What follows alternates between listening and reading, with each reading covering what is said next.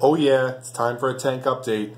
It's a little bit of a long one, but I got a lot of new stuff to show you, so you better stick through the whole thing.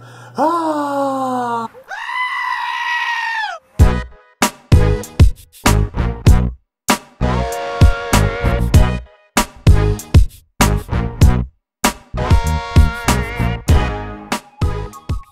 What's going on, everybody? So, I think it's been a while, so we're going to do a tank update. A lot has changed. I've added a lot of new coral, and I figure while I'm just sitting here, I'm going to feed some fish. Right now, I still have the 6 chromis, I have the 3 pajama cardinals, the 1 bengai, and the scooter blenny. So, not a whole lot of fish. Not big fish either, but everybody is still living in harmony here. And I feed them once a day. Right now I'm using the Hikari brine, the standard brine shrimp, I guess. When I feed them brine, I usually do 2 cubes because it doesn't seem to fill them up. I also feed the Hikari, it's the green brine. It's like it's loaded with macroalgae or algae or something, I forget what it is, but they really go nuts for that stuff. And I usually do 2 cubes of that as well. And then I also do the Hikari mysis. And when I feed them that, I just do 1 cube because it's got some pretty good sized chunks in it. And 1 cube seems to be just enough for them guys.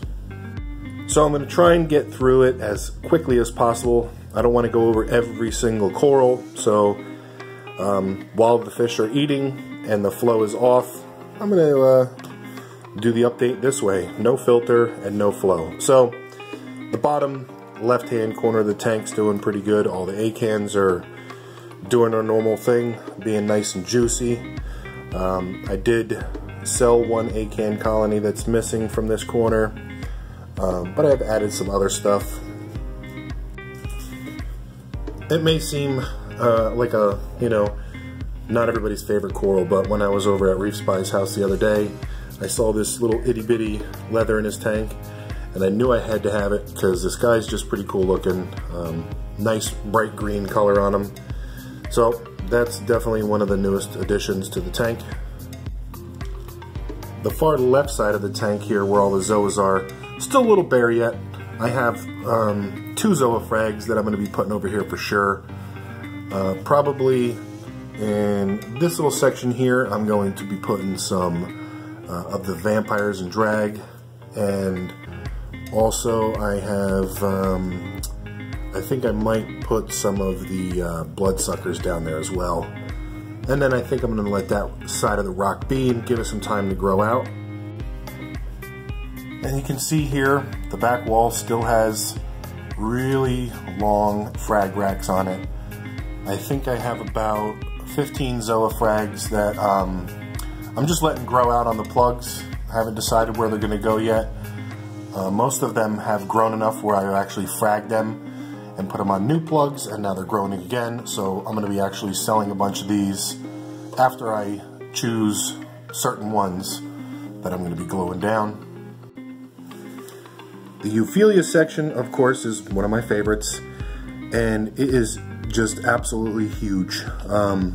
They have all, I would say, at least gained 25% in size since my last update. And again, I had to move this bright green one further to the left and up higher because this orangey, purple, blue, pink tip one is just growing freakishly fast. But euphyllia has always been one of my favorites, and it's definitely just doing perfect. I do have some more acans, as you can see here on this little frag rack. I did recently do a video on this magnetic frag rack, and if you guys see this little bar that I put here, it's just actually a piece of corian. And what I did is I glued the magnets to it so that they're not individual. It's just kind of like a little thing that I did. But anyway, so I have some new acan frags that I'm growing out. I hand-picked a bunch the other day, and we'll see how they turn out. They were really tiny little frags, but I have high hopes for them. The gold fungia is doing swell. I'm only feeding this guy once a week, and it seems to be just the right amount of food for him. So this guy's definitely, I'm loving it. I'm keeping him right where he is. I'm not moving him. He loves the spot he's at. So this is kind of a weird angle, so they kind of look a little distorted, but this is the center of the tank. All these guys are doing well. This frag right here got a new rainbow. That one's going to be a pretty cool piece, I think, when it gets a little bit bigger. And you can see all the way in the back is that neon green trachea and that humongous blasto. Finally, all the babies are starting to grow out from underneath of it, but yet the main head of that blasto is still so big that the other ones haven't emerged for everybody to see yet, but those two are also in a really great spot.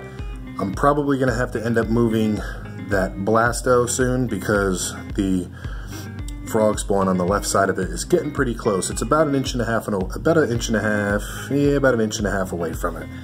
So I'm pretty sure that either that blasto, most likely the blasto is going to have to just get moved into a new location, probably shortly down the road.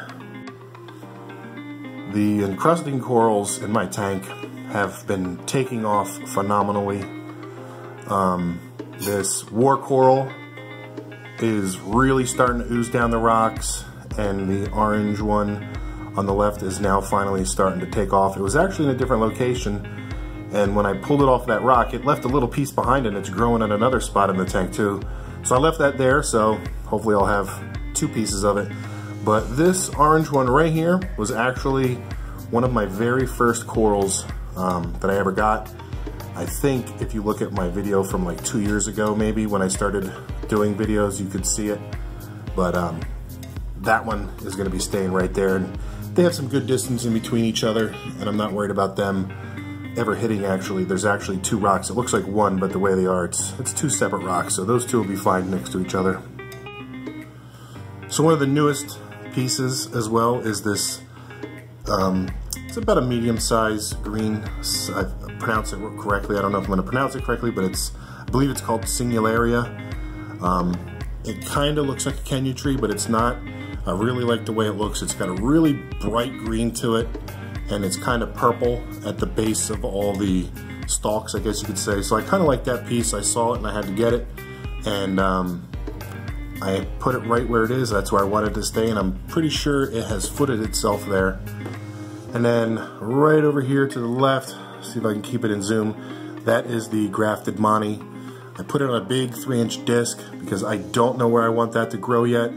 So I figured, you know what, I'll put it on a disc, and I just barely glued it to the rock. So we'll see what happens down the road, if I'm gonna leave it there, or if I'm gonna move it somewhere else.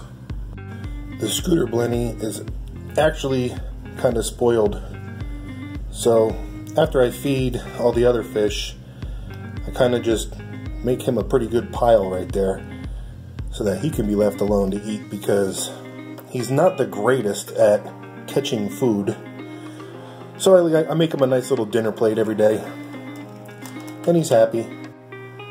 And you can see at the bottom there I have some more acans, humongous mushroom chilling down there.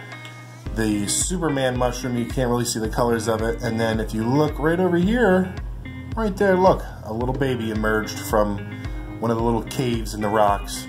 So I got another one that popped up there. I originally was trying to get that to Dave and lost it, and it started floating around, and that's where it is. So I'm gonna let that guy stay right there. And then you can see up here the candy cane, or the trumpet coral. Love that spot. Super fluffy, always out and always happy. So here's some more encrusting corals. The Jason Fox jack-o'-lantern, and this, I think it's a watermelon favia. And then this one right here is the fascination favia. The fascination favia was actually encrusting onto the rock, and they're kind of close to each other. So what I ended up doing is you can see that this rock right here, I actually had some rubble downstairs, So I glued the fascination fascia to that rock and then glued that rock to the structure, so down the road, if it's growing really nice and they're gonna attack each other and kill each other, this way I can just pop that rock off and just move it to a new spot instead of trying to cut the rock off.